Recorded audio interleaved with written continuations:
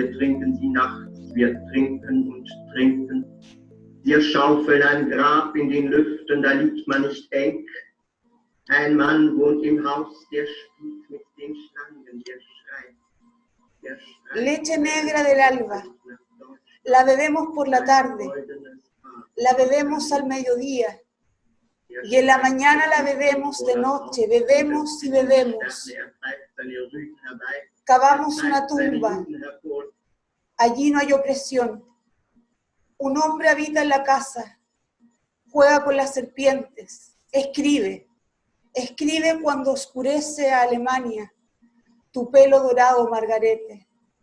Escribe eso y sale frente a la casa y brillan las estrellas, silba a sus perros, silba a sus judíos, cabe en una tumba en la tierra, nos ordena, vamos, toquen para el baile. Este es un fragmento de Todes Fuge, amiga, de Paul Celan, un poema que da cuenta del horror de los campos de exterminio y de concentración. Paul Celan es un poeta judío, rumano, pero que hablaba y escribía en alemán, y me parece que es una buena forma de iniciar este nuevo capítulo de Filosofía y Encierro, como una manera de tributo igual al propio Celan. Hola amiga, ¿cómo estás? Bien, gracias, hola. Sí, precisamente hoy día muy atingente el poema de Celan que elegiste. Hoy día vamos a conversar sobre un texto de Hannah Arendt, escrito el año 61, publicado el 63, y se llama Eichmann en Jerusalén, un estudio sobre la banalidad del mal. Este personaje fue uno de los mayores responsables de la llamada solución final, que fue esta política de exterminio hacia un pueblo en donde él organizaba el transporte de los deportados hacia los campos de concentración. Hannah Arendt, claro, no necesita mayor presentación, ella es filósofa, en aquella época los orígenes del totalitarismo, y nosotras seleccionamos este texto para poder conversar. Rápidamente voy a mencionar algunos puntos que vamos a intentar abrir diálogo, porque es un tema bastante complejo. Siempre es muy difícil hablar sobre las cosas horrorosas e inexplicables. Tratar de pasarlas al plano del entendimiento es difícil. Bueno, primero comentar que este libro es producto del proceso de Adolf Eichmann en 1961. En aquella época Arendt había terminado de escribir Los orígenes del totalitarismo y se ofreció al New Yorker, a este medio de comunicación, para cubrir aquel proceso. Fue motivada principalmente por este afán de comprensión, de tener que comprender lo que había ocurrido con el genocidio perpetrado por los nazis, que es una especie de maquinaria de muerte que se fraguó en la Segunda Guerra Mundial y que costó la vida de más de 6 millones de judíos. Su publicación provocó una ola de críticas, yo pienso que probablemente por esto mismo, principalmente por si acaso su análisis había sido una especie de benevolencia con Eichmann, y había sido tratado como una especie de eslabón más de esta maquinaria de producción de muerte. Y es que acá lo que se va a producir es que el mal viene a cambiar de cómo comprendemos el mal. Por una parte, en los orígenes del totalitarismo se entendía el mal como algo radical, como personificado por una especie de demonio, pongamos Hitler. Y ahora con esta figura de Eichmann en el proceso, Hannah Arendt se va a dar cuenta de que el mal no representa necesariamente esta personificación tan demoníaca, sino que también se puede ver en personas que aparentan, digamos, tener un cotidiano bastante normal y seres humanos bastante pasivos, sin mayores rasgos patológicos o rasgos antisemitas o de locura. Entonces eso es lo que hoy día vamos a conversar con Sara, y quizás partir, Sara, por si nos puede orientar un poco a cómo se vivió aquel juicio en aquella época, el escenario, la escenificación del juicio en Jerusalén el año 61. Ante vosotros comparezco, jueces de Israel, que formáis esta sala para acusar a Adolf Eichmann, pero no comparezco solo. Aquí, en este momento, a mi lado, hay 6 millones de acusadores, pero no puede levantarse e indicar con el dedo de la acusación esta cabina de cristal, ni gritar un yo acuso dirigido al hombre que la ocupa. Su sangre clama justicia al cielo, pero sus voces no pueden hacerse oír.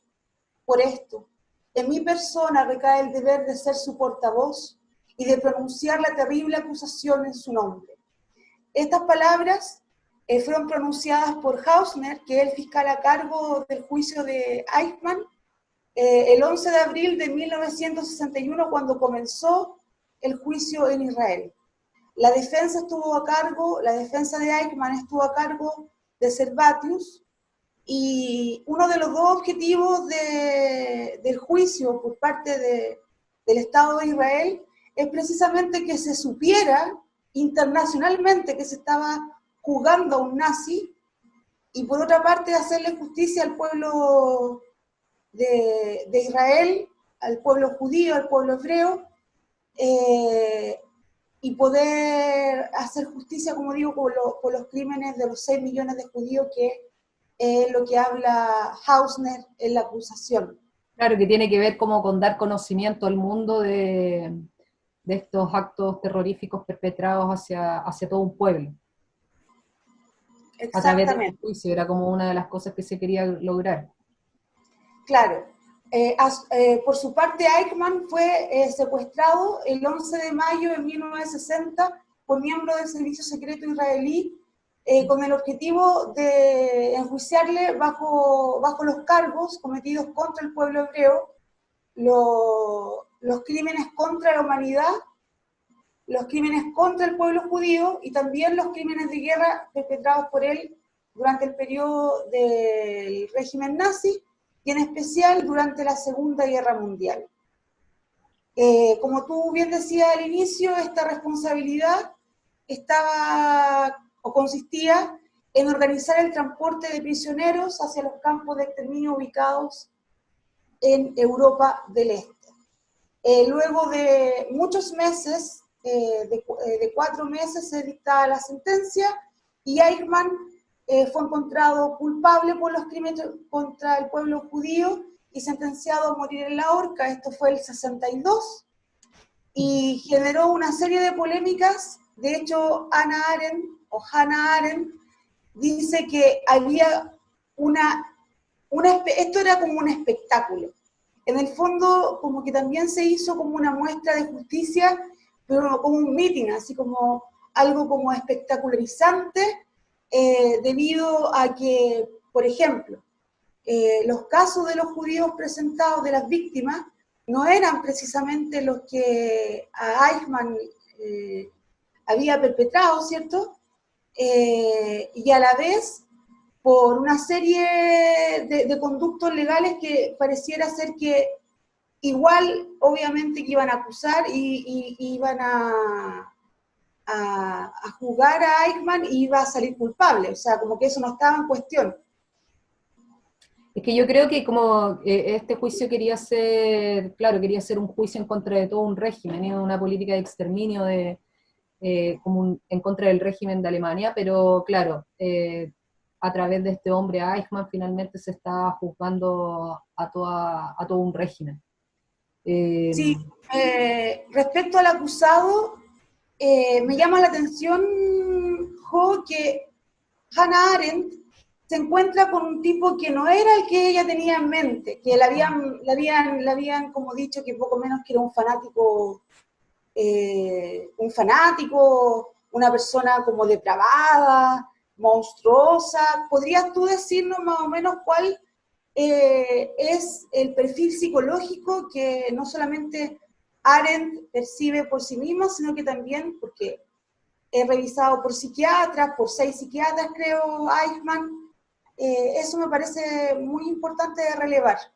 Sí, es importante mencionar sobre todo porque el texto que elegimos para su lectura, claro, si bien describe el proceso detalladamente, pone muchas fechas, muchos nombres, también podríamos decir que este es un estudio sobre la conciencia de Eichmann para poder comprender el genocidio perpetrado hacia el pueblo judío, y también personificado en esta figura, en este personaje, en donde Arendt cuando lo conoce, cuando va al juicio, se da cuenta que está ante un tipo que le provoca una profunda desilusión, digámoslo, por decirlo de algún modo, porque hay una desilusión en el sentido que este no constituía un caso de un tipo que odiara a los judíos, ni un fanático antisemita, tampoco era como un fanático de cualquier otra doctrina, sino que era un tipo bastante normal. Eh, una de las cosas que sí tenía, que Arendt lo relata en su texto, es que este tipo se jactaba en el fondo, como que fanfarroneaba con la cantidad de crímenes que había perpetrado, en el sentido que decía, saltaré dentro de mi tumba alegremente porque el hecho de que tenga sobre mi conciencia la muerte de 5 millones de judíos me produce una extraordinaria satisfacción.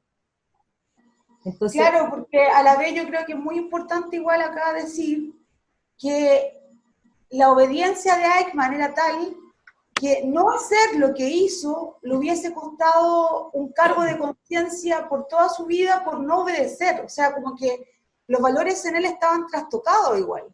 absolutamente trastocado, y una de las cosas más relevantes es precisamente la que tú acabas de decir. En el fondo es cómo vamos a comprender a este personaje Eichmann, y tiene que ver con que él lo que hacía era obedecer órdenes. Obedecía órdenes en una maquinaria o en una especie de fábrica de cadáveres. Entonces hay tal disociación y tan desafección con la realidad que este fenómeno es el que trata de comprender Hannah Arendt. Entonces empieza a estudiar estos rasgos de la personalidad o poder encontrar ciertos patrones de conducta que la puedan llevar a entender de cómo un tipo de esa naturaleza puede llegar a perpetrar tan atroces crímenes. Entonces se da cuenta, por ejemplo, de que el tipo estaba lleno de clichés, que el único lenguaje que él utilizaba era el burocrático.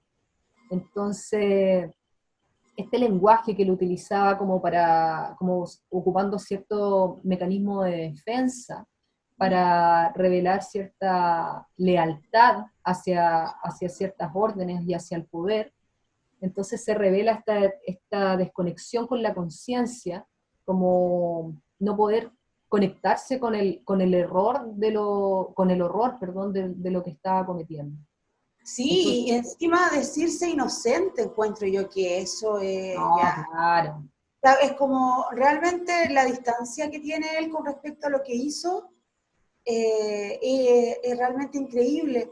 De hecho, te voy a leer, dice, cuando le preguntan, porque él dice que es inocente en el sentido en que se le acusa, es inocente, sí, dice, ninguna relación tuve con la matanza de judíos. Jamás di muerte a un judío, ni a persona alguna, judío o no. Jamás he matado a un ser humano. Jamás di órdenes de matar a un judío o a una persona no judía. Lo niego rotundamente. Pero más tarde declara, sencillamente no tuve que hacerlo porque él no estaba dentro de esta industria de cadáveres, no estaba como cerca del arma letal, sino que más bien distante de ese momento, que recordemos que era justamente la cámara de gas. Claro, que era también Fue, uno de los fenómenos, de los rasgos más característicos. ¿Te acuerdas que dice que mientras más alejada de la ejecución de la matanza, digamos, más responsabilidad tenían en los casos, en esta fábrica, digamos, de la muerte? Y también, ante lo que tú dices, se contradice un poco, ¿no?, con lo que yo dije anteriormente, que este tipo, por una parte, se jactaba de lo cometido, y por otra parte decía que no tenía culpa alguna. Sí, yo creo Es que súper paradójico eso, y yo creo que uno también de los factores que más lo llevan a tranquilizar su conciencia tiene que ver con el hecho de recibir de alguna manera apoyo ante los casos que estaban ocurriendo, esta especie como en términos sociológicos podríamos hablar de esta pertenencia al grupo, porque eran tal los horrores que se cometían en las conversaciones cuando iban a las fiestas, entre ellos, él fanfarroneaba, mira, no, que yo hice esto otro. Entonces no había como algo externo que te dijera, oye, lo que estás haciendo no está bien. yo pienso que un componente radical como para poder entender y comprender su pensamiento, el pensamiento de Eichmann, es precisamente que él también pertenecía a la Schulstaffel, a las SS, y el juramento que ellos tienen es obediencia hasta la muerte al Führer, obediencia hasta morir, y que Dios me ayude, dice por ahí, el juramento.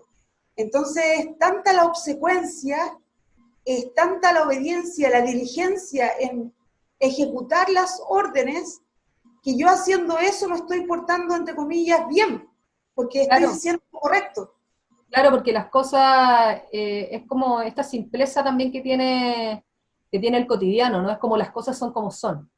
Y la ley se basaba en las órdenes del Führer, y esa lealtad era la que a él le prevalecía o predominaba mucho más que cualquier cosa que no fuera esta ley, ¿no? Entonces, Mi honor es mi lealtad, también decía no es lealtad, tal el cual. tema de las SS. Sí, es muy, da un poco de escosor abordar este tipo de temas, porque finalmente lo que ocurrió es que la vida humana fue vista como un producto, como lo que hablábamos, ¿te acuerdas? Con Simone Weil, el tema de la Sí, fábrica. y de la producción. En menos tiempo, mayor producción y a un bajo costo, digámoslo así. O sea, como una fábrica de cadáveres, como tú Exacto, y hay una acabas de decir. deshumanización, claro, y lo que provoca esto es una deshumanización del otro. Entonces, cuando tú ves al otro como no humano, sino como un objeto, como un producto, eso te disminuye la posibilidad de la responsabilidad y de la culpa. Sí, a mí me parece igual súper particular. Bueno, no sé si Hannah Arendt haya sido consciente del revuelo y el impacto que iba a tener todo esto que ella escribió, pero finalmente la acusada también fue ella, ¿no? Como en el sentido de que se mal comprendió uno de los conceptos centrales que ella formula en el libro, que es la banalidad del mal. Sí, Podríamos hablar de eso porque me parece claro. súper relevante. Claro, ella fue bastante criticada, pero no se entendió que en el fondo lo que ella quería comprender también es cómo fue posible que algo tan aberrante pudiese ocurrir en la historia. Entonces, algunas de las cosas, por ejemplo, que facilitaron también la posibilidad de esta matanza en serie, tiene que ver con las ciertas políticas de autoengaño que hubo en el régimen del nazismo, implementadas por Hitler, obviamente, que también probablemente pueden haber sido inventadas por Goebbels, que facilitaron el autoengaño de la población también, porque primero se sugería que la guerra no era una guerra, después que se había originado que lo que era como el destino, ¿cierto? Y, y en tercer lugar, que era una cuestión de vida o muerte para los alemanes, es decir, que había que aniquilar a los enemigos, porque si no iban a ser aniquilados. Entonces, en ese sentido es como importante mencionarlo, y en relación a a la acusada, Hannah Arendt, que efectivamente fue así también por parte de sus cercanos, de amigos, porque ella puso en su texto que para los judíos el papel que desempeñaron los dirigentes judíos en la destrucción de su propio pueblo constituye, sin duda alguna, uno de los más tenebrosos capítulos de la tenebrosa historia de los padecimientos de los judíos en Europa. Entonces, tan solo esa frase o esa cita provocó consecuencias bastante que le trajeron mucha dificultad a ella. porque le dijeron que había, que inclusive le llegaron a decir que ella carecía de amor hacia el pueblo de Israel. También ligado a esto es como la expresión, ¿no? Banalidad del mal.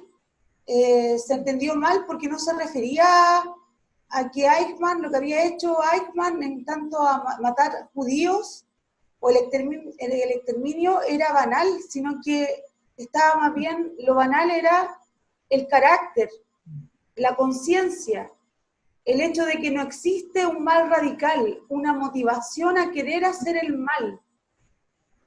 Eso me Claro, parece... es como esta paradoja finalmente en la que cae Arendt, que tiene que ver con este afán de explicar lo inexplicable, porque al momento de darle entendimiento, de poder comprenderlo, una de las problemáticas que surgen también tiene que ver con que podemos acabar justificando, porque al momento de comprender podemos justificar esta cosa que, o sea, obviamente no tiene ninguna justificación, lo que hizo Eichmann es terrorífico, es tenebroso, pero claro, al momento de pasarlo al plano racional puede ocurrir, y ocurrió con muchos cercanos de Arendt que la catalogaron como traidora. Entonces, Claro. en este Por este afán de comprender. claro, de comprender algo que sobrepasa la concepción del humano, porque lo que se provoca es una deshumanización del otro.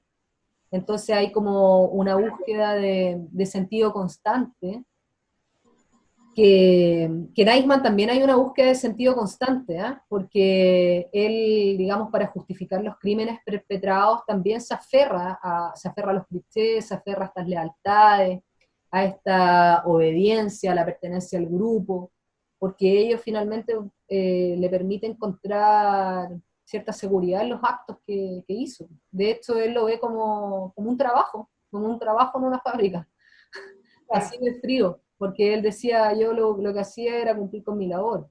Yo seguí las órdenes y en el fondo era mi trabajo. Era mi trabajo. Sí, Es fuerte. y en cuanto a la culpa, Arendt nunca eso lo puso en duda, porque para ella era una verdad de hecho, ¿cierto?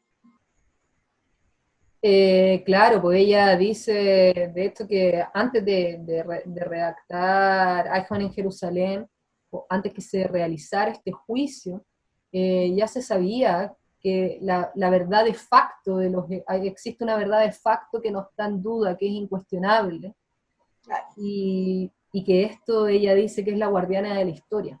Entonces que eso jamás va a estar en duda, los crímenes que provocó Eichmann, sino que nuevamente lo que a ella le interesaba era el tema de la comprensión.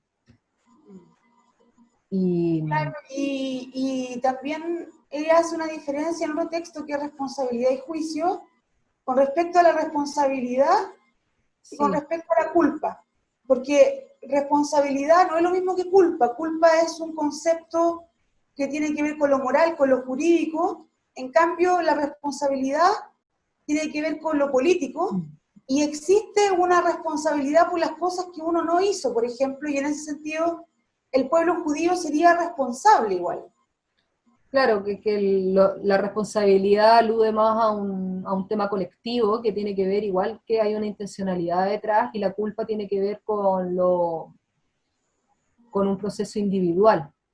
Pero antes de eso, que me quedé me quedé con la idea de Eichmann, y claro, y el tema de su culpabilidad, que ante la pregunta de qué vale más en el fondo, si seguir la orden o tu propio criterio en estas cosas, y también de que la banalidad del mal debe ser entendida como un proceso irreflexivo en el ser humano, ¿cierto? Como que la banalidad es entendida como irreflexión. Como irreflexión y también como que es como que no pudiera hacer otra cosa que obedecer la orden cuando hay toda una maquinaria que las tareas están bien asignadas y toda es como una cosa de administración, ¿cierto? Como lo que sucede actualmente también. Todo es ingeniería, en el sentido de que ocupamos un lenguaje tecnocrático en salud, en educación, la tecnocracia se ha apoderado de todo, y es como una gran maquinaria donde tú haces tu pega y no te metes en otra cosa que hacer eso siempre. Claro, y es que en ese mismo sentido lo podemos entrelazar con lo que tú anunciaste, que tiene que ver con la culpa, porque la culpa tiene que ver con algo individual, que es con referencia a un acto.